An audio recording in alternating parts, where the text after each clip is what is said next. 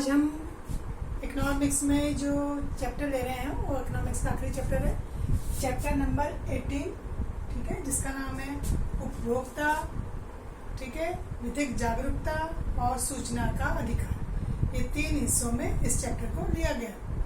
तो पहला क्वेश्चन अपन लिखते हैं बच्चे यहाँ पे उपभोक्ता। उपभोक्ता अगर मैं सामान्य उसमें देखें कि जो उपभोग कर रहा है किसी चीज, हम मार्केट में जाते हैं, ठीक है, तो हम कोई वस्तु खरीदते हैं या हम किसी के पास सेवाएं लेने जाते हैं, तो उसके बदले में हम कुछ मूल्य चुकाते हैं। तो वस्तु सेवा को मूल्य देकर के उसे प्राप्त करना और उसका उपभोग करना, ये कार्य जो व्यक्ति करता है उसको कहते हैं उपभोक्ता। उप प्लस भोक्ता, किसी वस्तु सेवा का मूल्य देकर के उसे प्राप्त करने वाला, उसका उपभोग करने वाला व्यक्ति जो होता है वो क्या कहलाता है? उपभोक्ता। ठीक है। अब यहाँ पे उपभोक्ताओं की स्थिति को अच्छी बनाने के लिए, उनका शोषण ना हो, इसके लिए एक अधिनियम बनाया गया 1986 में, जिसको नाम दिया गया कोपरा, कंज्यूमर प्रोटेक्शन एक्ट, उपभोक्ता संरक्षण अधिनियम।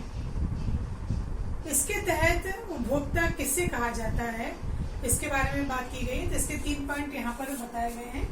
ठीक है, कि देखिए, एक तो उपभोक्ता वो होता है जो किसी चीज को खरीदता है तो उसका भुगतान करता है, ठीक है, या भुगतान करने का वचन देता है, या तो पूर्ण भुगतान कर दिया या वचन देता है, एक तो वो हो गया। दूसरा, आंशिक भुगतान कर दिया, मतलब आधा भुगतान कर दिया और आधा भुगतान करने का वचन दिया, ये।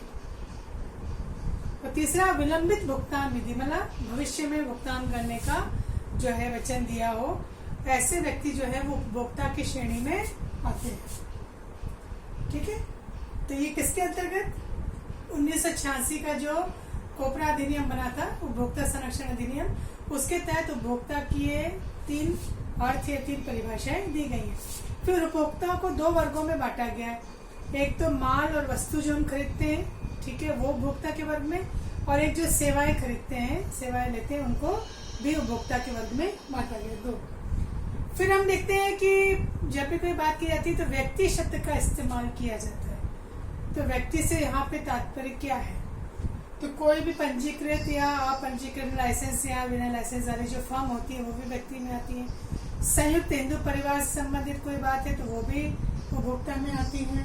सहकारी संस्थाएं वो भी आती हैं, और कुछ व्यक्तियों का संबंध जो पंजीकृत है नहीं है, उनका जो संघ होता है व्यक्तियों का, वो भी किसके अंतर्गत शामिल की गई है? व्यक्ति। मतलब व्यक्ति शब्द में किसको शामिल किया गया? व्यक्ति शब्द में इन सबको शामिल किया गया है। फिर आती है बात कि ये जो उपभोक्ता है इसका शोषण भी होता है। शोषण क्या होता है? कि जब कोई व्यक्ति वस्तु या सेवा खरीदता है, उसका मूल्य देता है वो, परंतु उस मूल्य के अनुरूप जब उसको वो चीज नहीं मिलती है, जैसे हमने मूल्य लेकर के कोई चीज ली, पता चला वो पुरानी थी या टूटी हुई थी, ठीक है, या खराब थी, कुछ भी हो सकती चीज। तो जब हम अपने मूल्य देकर के कोई वस्तु लेते हैं और हमको उसके अनुसार सेवा नहीं मिलती है या वो वस्तु नहीं मिलती है, तो हमारा क्या हुआ है वहां पर? शोषण। तो ये किसकी श्रेणी में आता है? उपभोक्ता श्रेणी, उपभोक्ता के शोषण की श्रेणी में। तो उपभोक्ता का शोषण जो हुआ वो भी 2 वर्गों में बांटा गया है। एक, माल और वस्तु के रूप में शोषण कैसे होता है, और एक सेवा जब खरीदते हैं तो शोषण कैसे होता है। तो अब मैं आपको इसमें से पढ़ के बता रही हूँ, और आप सभी परिचित हैं, क्योंकि हम इतने जो है बाहर मार्केट में जाते हैं तो हमको पता है कि हमारा कहाँ पर जो है हमारे साथ धोखाधड़ी हुई है, चीटिंग की है दुकानदार ने। एक सामान्य अपन बात करते हैं कि जो माल खरीदते हैं तो माल हमें जो मिलता है वो सही नहीं मिलता है, या तो उसका वजन कम है, या एक्सपायरी डेट की दे दी जाती है, या जो है कटी फटी है वो चीज। तो ऐसी क्या क्या चीजें हैं वो हम इसमें जिक्र करते हैं, क्या क्या है। सबसे पहले हम बात करते हैं कि भाई माल या वस्तु में नाप में कमी होना। फिर दर्शाई गई जो चीज होती है, आपने देखा होगा कई बार जो ऐड आते हैं, विज्ञापन आते हैं, उसमें दिखाते कुछ है और जब हम एक्चुअल चीज लेने जाते हैं तो हमें वो चीज उसके अनुरूप नहीं मिलती है, तो ये भी शोषण है। मिलावट का होना, अशुद्ध चीज दे देना। निर्धारित मूल्य जो होता है, हम देखते हैं पैकेट में मूल्य होता है उससे ज्यादा वसूलते हैं, वो भी एक तरह से हमारा क्या, उपभोक्ता का शोषण है। वस्तु में जो गुणवत्ता बताई गई उसमें कमी होना, वस्तु का असुरक्षित होना, मतलब उससे हमें कोई नुकसान हो सकता है, पुरानी हो सकती है, खराब हो सकती है वो चीज। फिर कोई वस्तु में दोष है, जैसे सिंपल से बात करें, कोई हम कपड़ा लेने गए, कटा हुआ है तो उसको सिल के उन्होंने छुपा करके दे दिया उसको, या कोई पैकेट है खाने पीने का, उसको अगर कोई कुतर गया है चूहा या कोई किस कारण से कट गया है तो उसको जो टेप से छिपा करके दे देना, मतलब इसके दोषों को जानबूझकर छिपाना, जो वो करने पर पता चलते हैं। वस्तुओं का या माल का अभाव पैदा कर देना, मार्केट में उसकी कमी बता देना, ताकि क्या होती है उसकी रेट ऊंची हो जाती है। अधिक मूल्य, घटिया मूल्य या अधिक मूल्य या घटिया सामग्री खरीदने पे उपभोक्ता को क्या करना, मजबूर करना। तो ये सब किस में आते हैं, माल या वस्तु जो हम खरीदते हैं तो उसमें ये कमियां आती है। और सेवा में क्या होता है कि सेवा भी वही है कि जो शर्तें के अनुसार देखा जाए कि जो सेवा बताई गई है वो सेवा मिलती नहीं है, उसमें कोई दोष हो जाता है, कमी हो जाती है, ठीक है, असुरक्षित है वो, या सुविधा की जगह उससे हमको क्या मिली, हानि पहुंची है, और इससे व्यक्ति जो है शारीरिक रूप से ही नहीं, मानसिक रूप से नहीं, बौद्धिक रूप से ही परेशान हो जाता है। ये यहाँ पर कमियां पाई जाती है। तो ये भी क्या है, एक तरह से शोषण है। फिर जो हम बात करते हैं कि भाई उपभोक्ता के कर्तव्य क्या है, हमारे कर्तव्य क्या है, जो हम मार्केट जाते हैं तो हमें किन किन बातों का ध्यान रखना होगा। तो हमें तो सबसे पहले कि देखिए, कहते हैं ना कि भाई हम जब भी कोई चीज लाए तो जांच परख करके हमको लाना चाहिए, उसकी सारी शर्तों को ध्यान से पढ़ना चाहिए, उसमें लिखी गई गारंटी वारंटी के बारे में जो जानकारियां उसका हमको ध्यान होना चाहिए। देखने से पहले अच्छी भली प्रकार से हमको जांच कर लेना चाहिए। किसी भी प्रकार के जो आकर्षित करने वाले विज्ञापन है उनके चकाचौंध में नहीं आना चाहिए, हमें वास्तविकता का पता लगाना चाहिए। दुकानदार की चिकनी चुपड़ी बातें जो होती हैं, जो हमको बातों में उलझा लेता है, उसकी बातों में नहीं आना चाहिए, ठीक है। हमें अपने हिसाब से जो है देखना चाहिए कि वो वस्तु किस प्रकार से है। और सबसे बड़ी चीज होती है, जो भी हम वस्तु ले रहे हैं तो हमें उसका बिल जो होता है, जो रसीद होती है वो लेना चाहिए, ताकि अगर हमें कहीं लगे कि हम शोषण का शिकार हुए तो हम उसके एवज में मुआवजा पा सकते हैं। हालांकि बहुत सारी चीज ऐसी हैं जो इनसे, इस दायरे से दूर रखी गई हैं। तब मैं आपको यहाँ पे बता रही हूँ कि ये जो उपभोक्ता है, ये इसमें शोषण के कारण क्या होते हैं। कारण क्या है, अभी तो हमने देखा शोषण कैसे होता है, कारण क्या है इसके, हम बिना मानक पे ध्यान दिए कोई वस्तु खरीद के ले आते हैं, सही वस्तु सेवा का चयन नहीं होता है, अलिखित जानकारी होती है उसमें, या लिखित है तो पूर्ण रूप से नहीं है, वस्तु की पैकिंग पर हम जो है देख लेते हैं, हम उसकी अंदरूनी चीजों पे ध्यान नहीं देते हैं। उपभोक्ता का अशिक्षित होना, उसको साक्षर नहीं है तो उसको जानकारी नहीं, वो पढ़ ही नहीं सकता है, दुकानदार की बातों में आ जाता है। बिल प्राप्त नहीं करना, ठीक है। फिर हमको कोई चीज मिल जाती है तो हम उसकी शिकायत नहीं करते हैं, अगर कोई गलत चीज है, शिकायतों पे निर्णय भी नहीं होते हैं। उपभोक्ताओं का संगठित नहीं होना, या सरकार पर पूंजीपतियों का जो वस्तु बना रहे हैं उनका ज्यादा प्रभाव होना, उसकी वजह से भी उपभोक्ता का जो है शोषण होता है, वो अपनी बात नहीं कह सकता।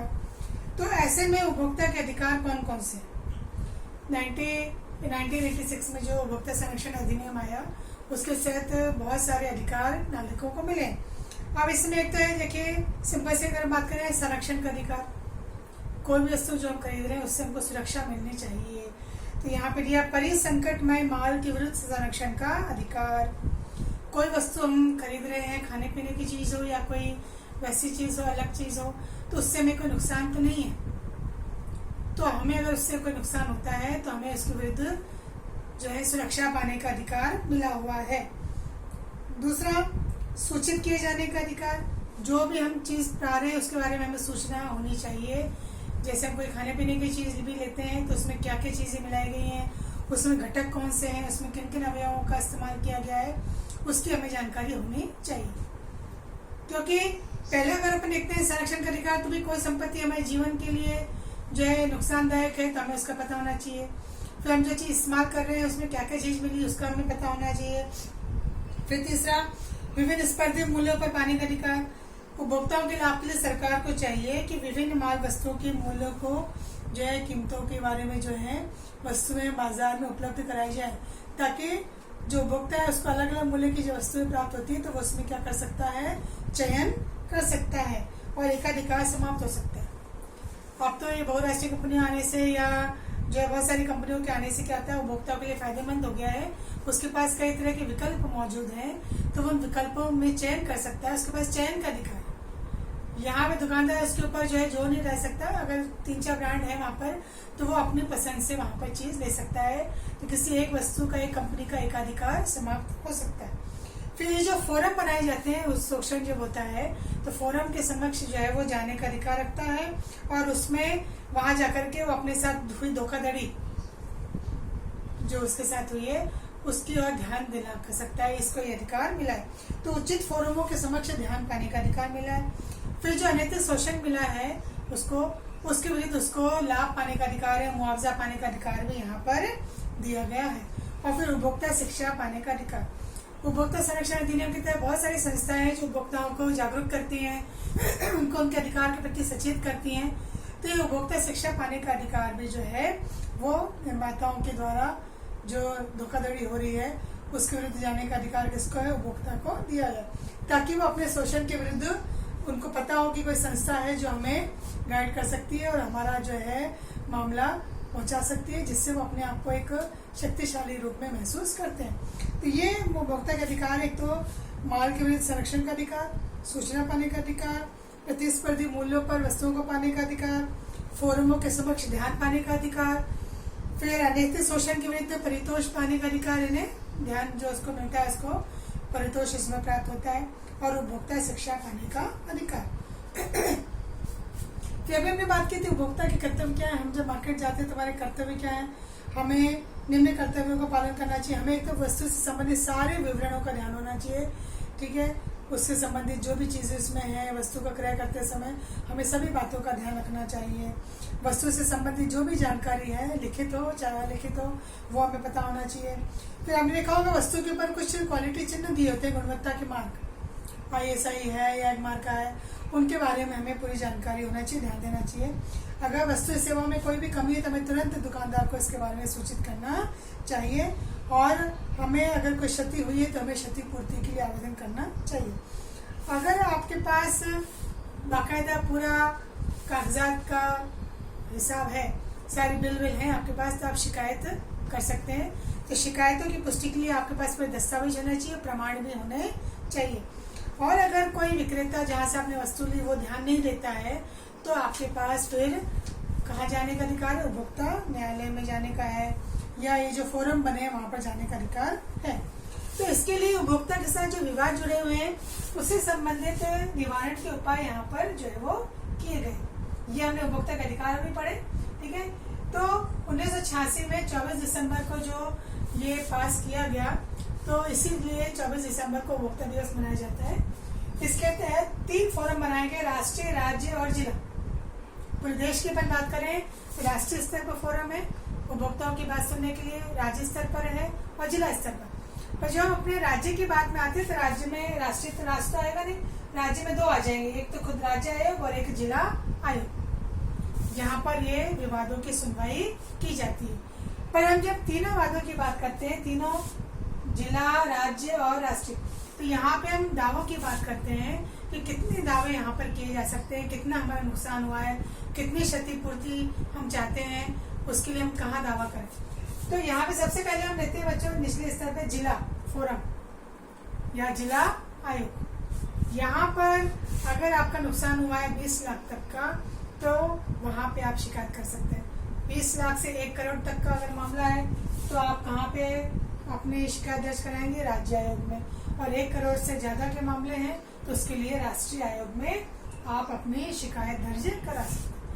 अब आपने शिकायत कर दी पर आपकी किसी कारण से सुनवाई नहीं हुई, तो इसके लिए अपील करने का भी यहाँ पर जो है आपको अवसर मिलता है, उपभोक्ताओं को अवसर मिलता है। तो अगर मान लीजिए आपने सबसे पहले जिला मंच में आपने शिकायत की थी और 90 दिन तक जिला आयोग से आपको कोई भी आश्वासन नहीं मिला, ना कोई आपके ऊपर जो क्षति हुई थी उसके ऊपर कोई कार्यवाही की गई, तो आप इसके खिलाफ जो अपील कर सकते हैं।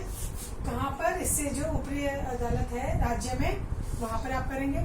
इसके लिए आपको 30 दिन का समय मिलता है। 30 दिन के भीतर आपको अपनी बात जो है अपील कहाँ करनी होगी, इससे ऊपरी राज्य में, राज्य आयोग में। फिर राज्य आयोग के खिलाफ अगर आप संतुष्ट नहीं है वहां के निर्णय से, तो उसके निर्णय के खिलाफ आप कहाँ जा सकते हैं, उससे ऊपर में राष्ट्रीय अदालत, राष्ट्रीय जो न्यायालय वहां पर उपभोक्ता के लिए। और अगर वहां पर भी आप किसी कारण से निर्णय से संतुष्ट नहीं है या जिसका मामला राष्ट्रीय आयोग तक पहुंच गया है, तो वो अगर और अपील करना चाहे तो उसके लिए कहाँ जाएगा, वो उच्चतम न्यायालय। तो ये यहाँ पर अपील करने के अवसर उपभोक्ताओं को मिलते हैं, ताकि उनके साथ जो है किसी प्रकार की कोई धोखाधड़ी जो है वो नहीं। फिर हम बात करते हैं बच्चे सेकंड पार्ट, ये जो विधिक जागरूकता है। विधिक जागरूकता है ना, विधि की आपको कितनी जानकारी है, आपके लिए क्या नियम कानून बनाए गए उनके बारे में क्या है। तो अब मैं आपको यहाँ बता रही हूँ कि सबसे पहले अगर हम बात करते हैं पूरे विश्व की, तो फ्रांस में, ब्रिटेन में यहाँ पर जो है उपभोक्ताओं के लिए कानून बनाए गए, विधिक जो है जागरूकता के लिए कानून बनाए गए। भारत सरकार ने भी निर्देश जो है बनाए गए थे, और भारत सरकार ने फिर 1987 में विधिक सेवा अधिनियम पास किया था, जो 5 नवंबर को पूरे देश में प्रभावी हुआ। इसलिए 5 नवंबर को राष्ट्रीय विधिक जो है सेवा दिवस मनाया जाता है। इसके अंतर्गत क्या किया गया कि बहुत सारे जो लोग हैं जिनके लिए योजनाएं बनाई गई, तो कौन कौन से लोग हैं जिनके लिए सरकार ने आर्थिक विषमता को कम करने के लिए, समानता के अवसर के लिए ये योजनाएं बनाई। गरीबी रेखा से नीचे जीवन यापन करने वाले लोग, अनुसूचित जाति, जनजाति, आदिवासी, विकलांग, श्रमिक, वृद्धजन, महिलाएं, बालक, कमजोर वर्ग के लोग जो हैं, इनके लिए केंद्र सरकार ने भी, राज्य सरकार ने अनेक कल्याणकारी योजनाएं बनाई हैं। और जो लोग जो है किसी कारण से जो है ये अपने इसकी सुविधा नहीं ले पाते हैं, तो दूर दराज की ढाणियों में रहने के कारण ये योजनाओं का लाभ नहीं हो पाता है इनको, तो उनको भी विधिक जागरूकता प्रदान करना, ये सरकार इसके लिए कई प्रकार से कोशिश करती है।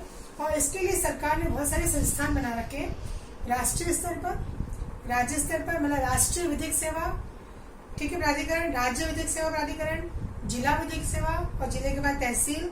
यहाँ के अंतर्गत जो है सभी नागरिकों को जो है विधिक जागरूकता या नियम कानूनों की जानकारी पहुंचाना क्या कहलाता है, विधिक जागरूकता कहलाती है। तो राजस्थान में इसके अंतर्गत जो है विधिक सेवा प्राधिकरण की 1987 में जो है स्थापना की गई थी, और इसके अंतर्गत ये जो राज्य प्राधिकरण के कार्य हैं, कृत्य कहलाते हैं। इसमें केंद्र सरकार की नीति निर्देशों को कार्यान्वित करना होगा, फिर विधिक सेवा देना जो अधिनियम के तहत मानदंडों की पूर्ति करते हो, न्यायालय के मामलों को लोक अदालत भी कहते हैं संचालन करना, विधिक कार्यक्रमों का जिम्मा लेना, लोक अदालत आपने सुना होगा, इसका संचालन करना, फिर वैकल्पिक रूप से विवाद के निवारण की व्यवस्था करना, ये सारे कार्य जो हैं राज्य सेवा जो है राज्य प्राधिकरण के अंतर्गत की जाते हैं। यहाँ पे प्रश्न आता है कि राजस्थान राज्य विधिक सेवा प्राधिकरण द्वारा 2 पैनल अधिवक्ता और 2 पैरा लीगल वॉलंटियर्स की टीमें गठित की जाती है, जो विधिक जागरूकता संबंधी कार्य यहाँ पर करती है। इसके अलावा लोगों में विधिक जागरूकता फैलाना, उनको वहां तक उसकी जानकारी देना, इसके लिए उपाय किए जाते हैं। मोबाइल वैन, चलते फिरते जो वैन होती है, इनके जरिए लोक अदालत की विधिक जागरूकता अभियान चलाया जाता है। आकाशवाणी में, ठीक है, दूरदर्शन पे, कम्युनिटी रेडियो पर नियमित जो है कार्यक्रम लागू किए चलाए जाते हैं। कानून की बात दूरदर्शन पर राजस्थान में शनिवार को 7 बजे से 7:30, और आकाशवाणी केंद्रों पर रविवार को 5:45 से लेकर 6 बजे तक कानून की बात। फिर विद्यालयों में, महाविद्यालयों में, सार्वजनिक स्थानों पर भी ये साक्षरता की टीमें जाकर के वहाँ पे लोगों को जागरूक करती है। फिर छोटी छोटी लघु पुस्तिकाएं हैं, पर्चे हैं, इनका वितरण किया जाता है। और जो है इसके अंतर्गत राज्य स्तर पर, जिला स्तर पर, तहसील स्तर पर लोगों को यहाँ पर जो है पहुंचाने के लिए, उनको विधिक जागरूकता देने के लिए कई पैनल बनाए गए, और यहाँ पर इनसे संबंधित उनके फोन नंबर भी दिए जाते हैं, ताकि लोगों को अगर कोई परेशानी हो तो वो यहाँ पे कांटेक्ट करके अपनी बात रख सकते हैं। और इसके अंतर्गत बहुत सारी नियम, योजनाएं, लाभकारी नियम बनाए गए हैं। देखिए इसमें नाम पढ़ रही हूँ मैं। दुर्घटना मृत्यु पर सहायता, ये आपको मालूम ही है, दुर्घटना होने पर मृत्यु जाती है तो सहायता दी जाती है। चिकित्सा अनुदान राशि योजना, चिकित्सा देने के लिए, इलाज कराने के लिए 1 लाख रुपए की राशि। जो श्रमिक हैं, निर्माण श्रमिक जो है, उनके बच्चों को छात्रवृत्ति दी जाती है, इसमें पूरा विवरण दिया गया है। 6 से लेकर के 8 तक के छात्रों को, छात्राओं को, इसके अलावा जो छात्रवृत्ति दी जाती है, स्कॉलरशिप, स्नातक स्तर के बच्चों को भी, लड़कियों को अलग, लड़कों को अलग, और जो कॉलेज की पढ़ाई करते हैं उनके लिए यहाँ पे इनको छात्रवृत्ति दी जाती है। फिर जो महिलाएं शिशु को जन्म देने वाली है, उनको प्रसूति जो है सहायता योजना दी जाती है, 6,000 रुपए। और जो गैर संगठित कामदार जो लोग होते हैं, जिनका संगठन नहीं है, विश्वकर्मा, गैर संगठित, इनके लिए भी अंशदायी पेंशन लाभ दिया जाता है। मातृत्व लाभ, एक तो शिशु का जन्म नहीं हुआ है तब भी माँ को मिलता है लाभ, और एक मातृत्व लाभ मिलता है महिला श्रमिकों को बच्चे के जन्म से 6 सप्ताह पहले, जन्म के बाद में भी जो तो इस तरह से अब इसकी अवधि और बढ़ाई भी गई है ताकि महिला जो है वो मातृत्व का लाभ ले सकती है। और जो कर्मचारी है उनके लिए भी यहाँ पे भविष्य निधि, ठीक है, आगे तक के लिए इनके जो है सुरक्षा मिल सके, इनको राज्य बीमा भविष्य निधि योजना जो है वो चलाई जा रही है। इसके अलावा 2 चीजें और जो है कानून के अंतर्गत आती है। बाल विवाह, आपको मालूम है बाल विवाह रोकने के लिए सरकार प्रयास करती है। तो 21 वर्ष से कम आयु का लड़का अगर है और 18 वर्ष से कम आयु की लड़की है तो उनका विवाह जो होगा वो नहीं होगा, क्योंकि ये बाल विवाह कहलाता है, ये अपराध है।